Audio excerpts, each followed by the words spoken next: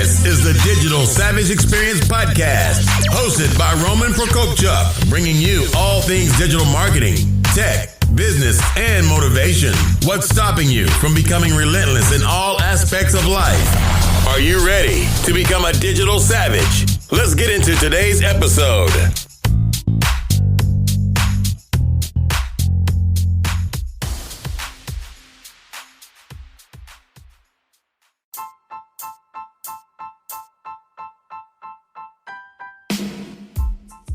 Hey everyone, this is Roman Prokopchuk, and this is the Digital Savage Experience Podcast. Today I have with me Ken Rupert. He's an entrepreneur and author who is on a mission to help others become more financially sound through the Financial Black Belt Academy. Thank you for joining me today. Hey, thanks, Roman. Thanks for having me. My pleasure. So how did you get started and got to the point where you're at in 2019? Tell me a little bit about your journey. Well, in 1992, my wife and I were married, and by 95, we had both kind of came to the place where we thought we should be investing. We didn't have any kids at that time, so life was relatively easy. And I know that kids change people's lives, but in 2001, when my son was born, it really changed our life because we were first-time parents and caregivers all in the same moment. My son was born with a rare genetic disorder and cerebral palsy, and basically that's going to leave him physically and intellectually handicapped for the rest of his life. And it was at that point that I realized that I really needed to provide for him far beyond my years.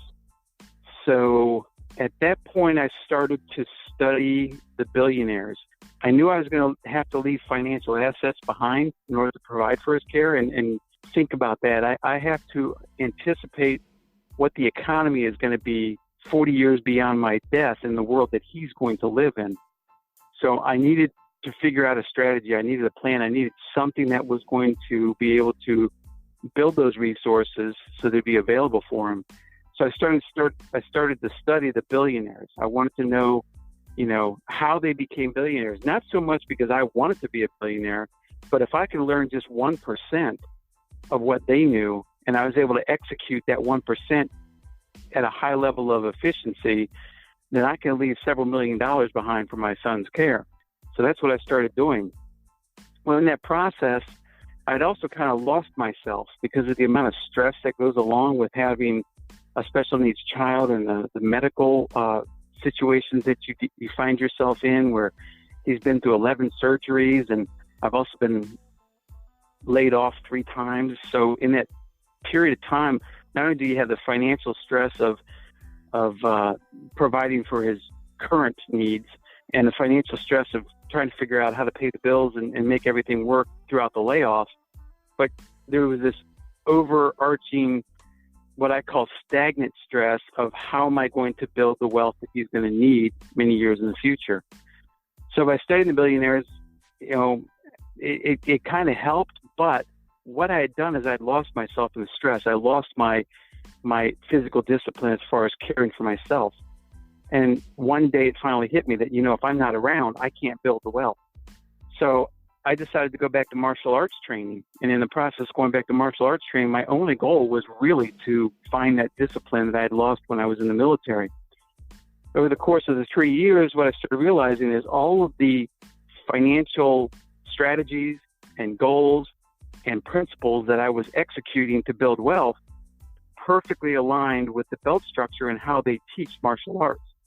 And so I started associating those principles and those strategies and those goals with a different belt. And that's how the Financial Black Belt Academy's financial self-defense training was born. So through the process of building those strategies, I've actually been able to be a first-generation millionaire and be able to build the wealth that's going to continue to build wealth far into the future and care for my son. So that's part of it. Recently, I've decided that this needs to become something where I can help other people, because if I can handle the kind of stress and the kind of financial situations that we've been dealt, then I can help other people do the same thing. And so in April, I applied for the Hood college competition of the pitch competition, and up against 3 other contestants, I actually took first place. And so the Financial Black Belt Academy has been given some legitimacy because 3 other business owners have said, hey, this is something that can help people. And so I'm pursuing that now. And that's kind of where I am and kind of how I got here. That's great. And I definitely see the tie-in with martial arts being a discipline, and someone that wants to invest or is an avid investor being disciplined with their finances. If someone thinks they don't have money or savings or anything like that to start, investing, saving, or solidifying kind of their financial future, where's kind of step one? Well, that's the beauty of the program, right? Everybody starts off as a no belt. Anybody who walks into a martial arts studio, they come there because they want to learn. And so they start off as a no belt, and they need to learn some basic principles of the martial art that they're studying. And it's the same concept that we use in the financial black belt self-defense course. Is you come in as a no belt, but we teach you the terminology that you're going to be exposed to as you progress through the belt. And so then you'll earn your white belt, and you start working instantly on creating what's called an income distribution strategy, which I call the IDS. So this is all outlined in my book, Financial Self-Defense Training Guide, that's available on Amazon. What happens is the person will sit down and we'll start documenting for 6 months. We'll document their spending patterns and their habits. And once we can identify what they need to meet their obligations, their necessities, and their commitments, then we set up a strategy for making sure that they have cash flow that will cover those 3 priorities, because the whole system is built upon priorities. Each priority is a belt, and you work one belt at a time, even though you'll be still executing the previous belts. In martial arts, the first thing they taught us in HapKiDo was 13 different joint locks. But you use those 13 different joint locks at each belt beyond yellow belt. You just use them in different ways. So what we're teaching is financial principles that will be used in different circumstances to achieve different goals as we progress through. And so everybody starts off basically documenting their spending habits and their actual needs, what they actually need. The obligations are things that come out of your paycheck: taxes, 401k, medical benefits, company-sponsored benefits, things like that. The necessities are food, clothing, shelter, transportation, and utilities. You have to meet those in order to feel some level of security when it comes to finances. Commitments are debt, those things that you've signed up for and you're committed to paying off. And we're going to focus on those in the first 6 belts. And once we get that set up, everything else falls into that category, everything else. So you have ONCE, you have the once strategy for executing this income distribution strategy. It's different than a budget, because a budget asks the question, how much money do I have to spend? An IDS asks the question, what's my priority and how am I going to fund it? And so it's a paradigm shift of how they think about handling money. So that's where everybody starts.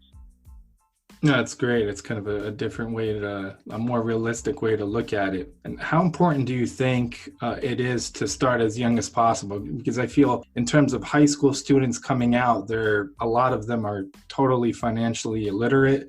I think having curriculum in class kind of preparing in terms of saving and investing, in terms of being younger, the better. How important do you think that is? And do you work with younger individuals oftentimes?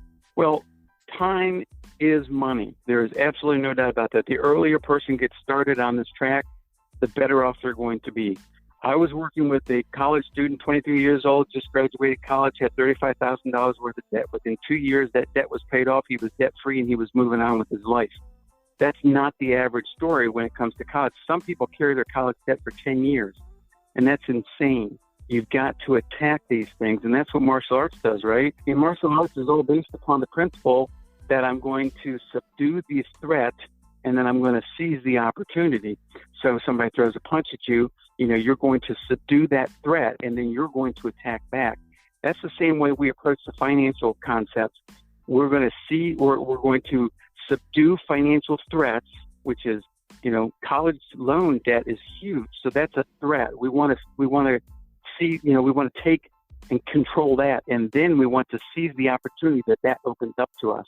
And that's the whole concept behind it. So the earlier the better. I didn't get started until I was in my 30s.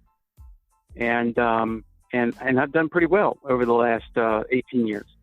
18 years has given us a lot of confidence that what we're doing is the right thing. Even when the market takes a dip in 2008 when it did, we were still able to absorb a lot of that and just continue marching on.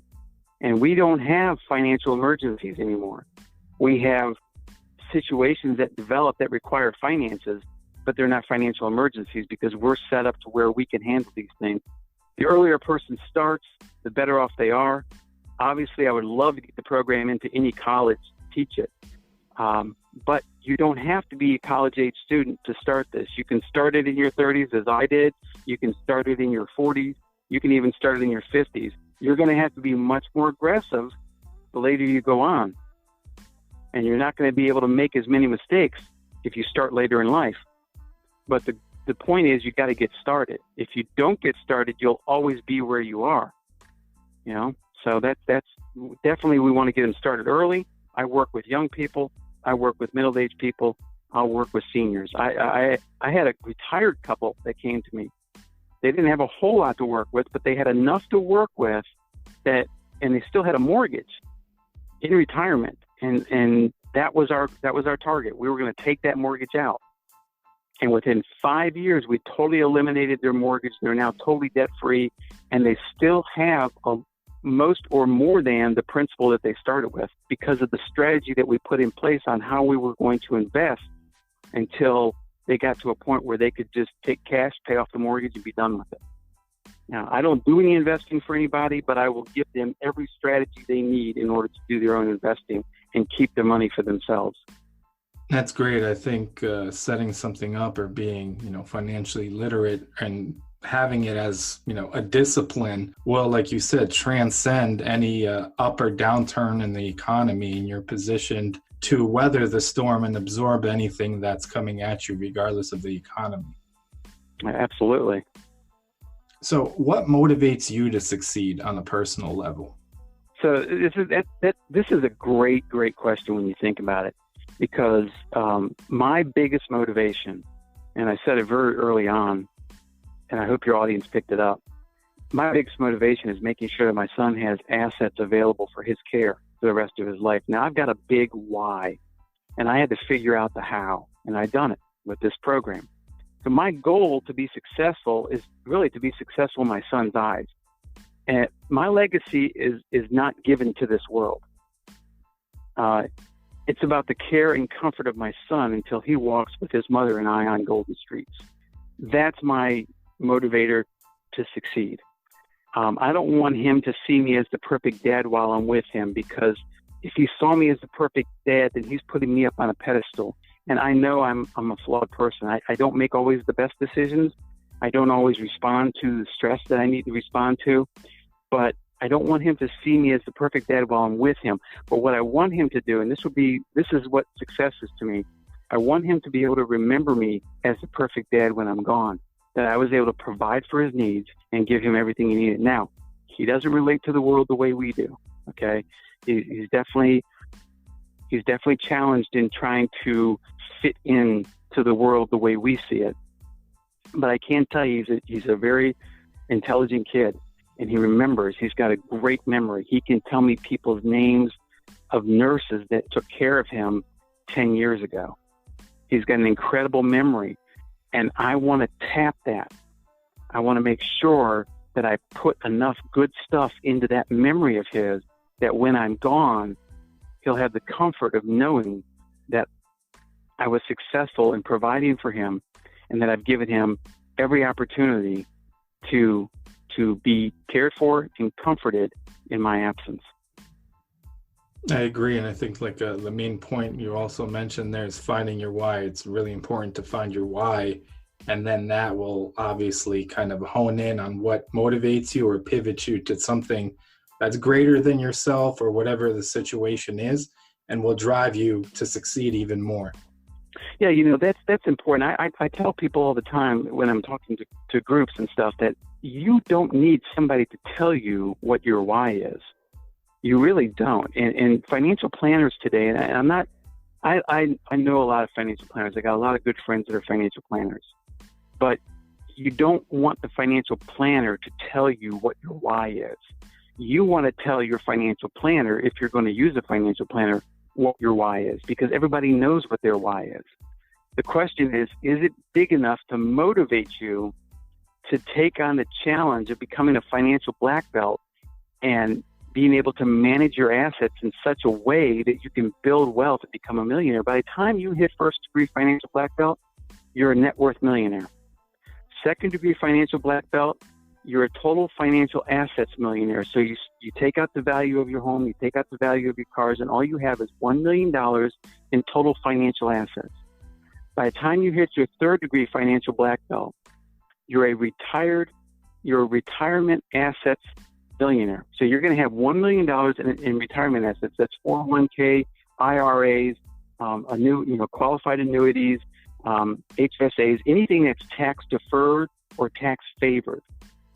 By the time you hit fourth degree financial black belt, you're a financial assets millionaire, taxable financial assets millionaire, which means you have at least $1 million in taxable financial assets. So by the time you get to your fourth degree financial black belt, you actually have about $2.1 million in assets, in just financial assets. That's the power of this program.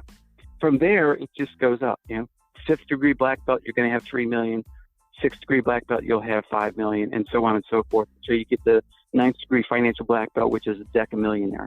I don't know if I'll ever get to decamillionaire. I'm certainly going to try, but if I leave a couple $1 million in assets behind for my son and for his care, then I've done my job.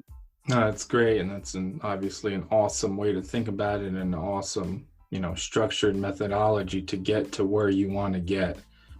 So what's one thing that you may have struggled with in the past that you've seen as a weakness that you've taken in hardest and turned it into a strength?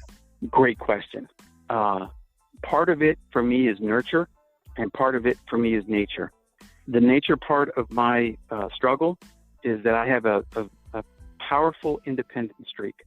I don't know if anybody out there that's listening has ever taken those personality tests, but I came up as probably being one of the most difficult personalities in ENTP. And ENTP is painfully independent. The way I process the world and the information around me, and I use the information around me, oftentimes I'm ahead of the curve. I'm proactively thinking 6, 8, 10 months out. My wife always accuses me of thinking 5 years out, and there are some aspects where I do that. But I'm always thinking, and that independent streak of saying, well, you know what, if you don't want to join me, that's fine. I'll go off and do it myself. That independent streak is partly my nature, which is my ENTP, but it's also partly my nurture, because I grew up relatively isolated from the crowd, which is a nice way of saying I didn't have a lot of friends, right? So because of that, my family moved from state to state.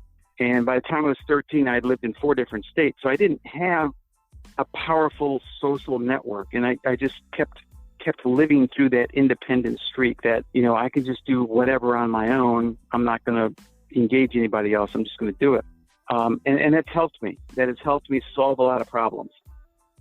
It's helped me be extremely proactive in anticipating potential problems and then actually acting in accordance with avoiding the problem instead of getting to the place where you actually experience the problem, and then you have to figure out a way to get out of it, right? So that's been something that's turned into a great asset. Now, I had a mentor named Dr. Bill Williams, who's a clinical psychologist for over 50 years before he retired. Just a great mentor. Just a great guy to talk to and kind of bounce these things off of. And he told me that my ability to process data and draw accurate conclusions was far above average. He had never mentored somebody that had those kinds of skills. And so I think that independent streak allows me to identify market trends. It allows me to develop successful financial strategies. It helps me achieve high level of financial goals. And to this day, it's allowed me to obtain the level of the second degree financial black belt. And we're not too far away from being third degree financial black belts.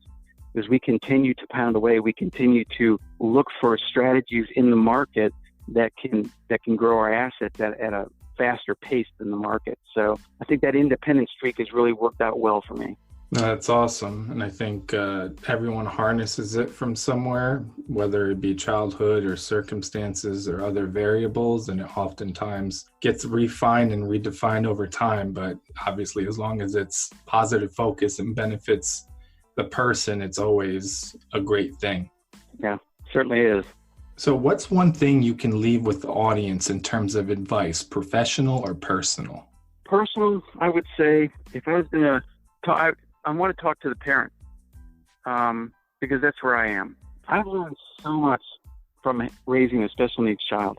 One of the things I've learned is the power of observation. You know, with my son, I can't bring him into my world. I have to go into his world. So I take the time to observe him. I take the time to see what sparks him. People are so busy today. The world's moving at 90 miles an hour, and we often want to reach out and grab our kids and pull them onto the world and get them going 90 miles an hour. Instead of saying, hey, you know what? I'm going to slow down as the parent. I'm going to get into their world. I'm going to move at their pace, even if that means that I missed something in the world today. We've got to be willing to miss something that the world is offering in order to really understand and know our children. And I think when a parent does that from a personal point of view, that's the best investment you can ever make. You've got to be willing to step off the world and say, if the world wants to spin at 90 miles an hour, that's great. I'm going to slow down to 35 because that's where my kids are right now. That's the speed I want to go because it's more important that I raise an adult than I put somebody out there who's not able to handle the world when they need to handle it. So that's a personal thing. From a professional point of view, I would say that people have to realize that so many people, let me draw a word picture for you. So many people never walk into a martial arts studio because they believe that they know how to effectively and efficiently defend themselves against a violent attack. And the fact of the matter is that's denial. The world's gone crazy. We've got things out there that, you don't have to be causing trouble to find yourself in trouble. And so people won't go into a martial arts studio because they actually believe, hey, I've got this. I can throw a punch. I can do whatever. I can defend myself. Well, that's great until you run up against a situation where it's you against more than one person or a weapon. Consequently, many people never seek professional financial wellness training because they believe that they can efficiently and effectively manage their personal finances. And the fact of the matter is, and you said it earlier, Roman, that it's not taught in schools. So where do we learn it from? Well, we learn it from our parents. And if our parents are making financial mistakes, we're probably going to multiply those mistakes and make financial mistakes. There's too many people that believe that they have to have a car payment. There's too many people believe that they have to have a credit card. They have to carry debt on credit cards. 78% of the workers are living paycheck to paycheck, and 70% will admit to being financially stressed. You don't want to be a statistic. That's my word of advice. Don't be a statistic. If you want to create a better financial environment for you and your family, you need to get involved and you need to commit to a financial strategy that will help you get there. And that's what the Financial Black Belt's financial self-defense training does. It gives you a lifelong strategy that can be executed. If you don't want to sign up, that's great, fine. You can go to the website, you can read about it. I published the manual, the training manual that goes through each belt level. All you got to do is go out to Amazon, buy the book. You can self-promote because you'll know when you hit the marker. Every belt in that book is given a curriculum level that in order to go from one belt to the next, you have to achieve a certain level of financial success. And literally the person can take that training manual and self-promote themselves based on what they have. Now, somebody asked me the other day, well, what if I already have $1 million? Well, that's great. You got $1 million, but you haven't been through the other belts. So how do you know that what you're doing, you could have $6 million if you did the right thing. So the idea is that don't cheat yourself. When you go into a martial arts studio, you're going to go through the belt ranks. You're going to learn the curriculum and you're going to be promoted. And it's the same thing you need to do with this program. You need to learn the belt rank. You need to learn the curriculum You need to become at least proficient at operating within that curriculum, and then you can promote to the next belt rank. So that would be my professional advice is don't think you're smarter than the world. The world lays traps for you, financially speaking. You've got to be able to understand not only what happens now, but what happens when I get in a situation. I get laid off. There's a major medical emergency in my family. My vehicle gets taken out in an accident. There's a natural disaster and my home gets struck. What are you going to do in those situations? You know, those are the types of things that you're planning for. So let's plan for them and let's make sure we have their financial house in order. So if and when those things happen, we're not going to have a financial emergency. I agree with both the personal and professional, because that list of possible things that can go wrong or that may happen in terms of unforeseen events, all of the ones that you've listed happened to me either recently or throughout the years. And it's one of those times where if you're not financially, stable or set or have an idea or a plan, you kind of feel more overwhelmed in the situation and don't know where to turn. And I think on the personal level, I think having a child of your own or being in a situation where you're a guardian or a caregiver of a child, it changes your perspective and what's important to you. And in terms of that speed of life, that you kind of focus on the children, because me and my wife are foster parents. We had 2 boys for the last year. They actually got reunified with their biological mom. We thought we were going to adopt them after a year, but they really changed perspective.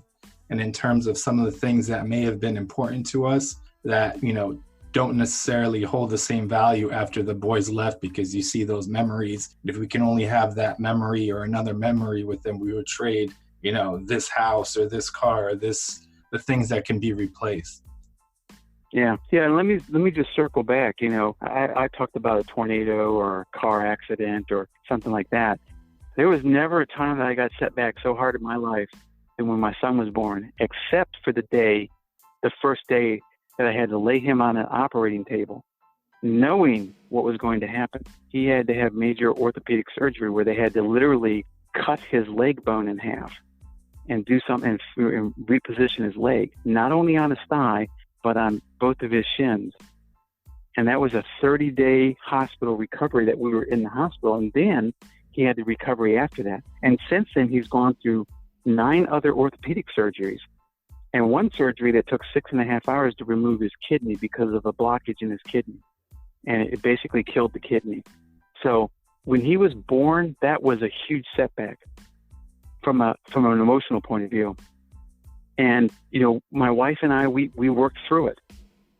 But when you have to lay him on an operating table, knowing what's going to happen, knowing what he has to face on the other end of it, you don't want to have a financial emergency at that point.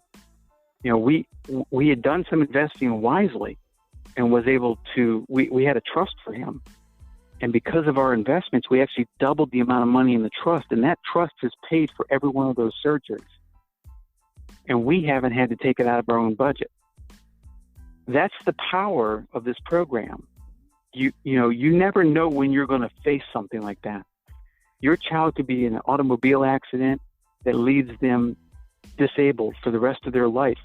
And it could change your life, because now who's going to be the guardian for that child? Well, chances are a family member. You don't want that. You don't want to be hit with that kind of emergency. We were hit with it. Our why was pretty much chosen for us. And we had to figure out our how. And we've done that. And now I want to help other people figure out their how. And I'm doing it through the Financial Black Belt Academy. Yeah, I agree. And oftentimes people have this kind of a perfect life, or, I want to do X, Y, Z. And a lot of the time that gets derailed or goes in a different direction. Or sometimes you think life is perfect at the moment, and then something just comes out of nowhere. Then it feels it's like a flood of unforeseen events or possible things that you knew were coming. So it's very important to not have that additional financial dependency or that issue worrying about finances or how can I care for this person or pay for this surgery, like you mentioned. Yeah. It's important for everybody to be prepared, even if it never happens. Be prepared for it, because you never know. I agree. Well, I really appreciate your time. Thank you for stopping by today. Can you let the audience know how they can find you or anything else you may have going on? Absolutely. So we got a couple things that are really good. You can go to financialblackbelt.us. That's my website. It's got training information. It's got a media page that covers it. It carries all my podcasts that I've been on, topics that I've talked about, and carries all my links to all my books. I have several books out there, so I'll carry a link to that. Most assuredly, go out to Amazon. You can go there by going to the media page and clicking on the link and going out and buying the Financial Self-Defense Training Guide. We also have a meetup group on Meetup called North Carroll Investors Meetup. You don't necessarily have to be local in order to join. You can join the meetup and kind of start discussions, and it's kind of, we're using it as a discussion venue, but we also have local meetups that people want to get together, and if they're in the local area, in the Maryland area, that's where I live, in the Maryland area. So, but you don't have to be in the Maryland area. You can join it from anywhere on Meetup and look for the North Carroll Investors Club, and you can certainly join and join in the discussion and join that. And then, of course, you can find me on LinkedIn. I am on LinkedIn underneath the Ken Rupert. So you'll see me. There's a picture. You'll know a picture because it's me breaking 4 cinder blocks. It's the same picture that's on my website. So if, any one of those ways, and if people have questions, they just want to talk, they want to discuss a topic, they have an idea and they want somebody else to run it by, I respond to any kind of emails, and you can email me by just connecting with me through my website. Nice. Thanks again for stopping by. No problem. I appreciate your time and your energy you put into this. And I really appreciate you giving me the venue.